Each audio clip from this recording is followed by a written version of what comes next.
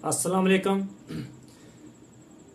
देखिए, मैं आज आपके सामने एक ख़ास मौजू पर बात करना चाहता हूँ कि हमारे पूरे मेंढर में और ख़ासकर ब्लॉक मनकोट में पिछले कुछ दिनों से जो है वो बिजली की बहुत बड़ी प्रॉब्लम है।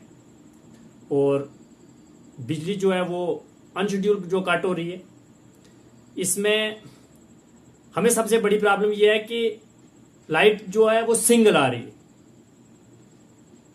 और उसमें सबसे बड़ी प्रॉब्लम यह है कि या फैन भी नहीं चलते हैं, कोई फ्रिज वगैरह नहीं चल रहा है, और आम लोगों का जीना बहुत मुश्किल हो चुका है। और गर्मी जो वो इतनी अरूज पर है।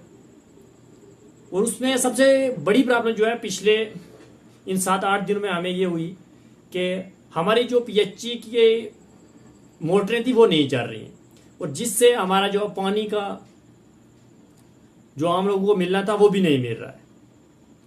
यानी बिजली की वजह से बहुत मुश्किलें जो हैं वो क्रिएट हो रही हैं आम आदमी को, और सरकार का इस पर कोई रिएक्शन ही नहीं है।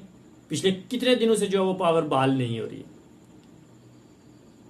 और मैं आपको बताऊं कि पूरे हिंदुस्तान में सबसे ज़्यादा जो स्टेट है वो हमारी ही जो है वो बिजली को पैदा करती है, और हम खुद बिजली से महरूम हैं। और मैं इंतज़ामिया से ये गुजारिश करूंगा, डीसी साहब से भी, एलजी साहब से भी, कि इस पर तवज्जो दी जाए और बहुत जल्द जो है वो जो पावर को बहाल किया जाए।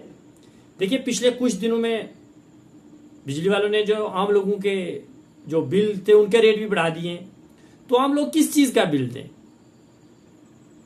सिर्फ जो है वो अब गर्मी इतनी है और पावर जो अनशेड्यूल कट है, और उसके बाद जो आती है लाइट वो बिल्कुल सिंगल आती है, जिस पर कुछ भी नहीं चल रहा है।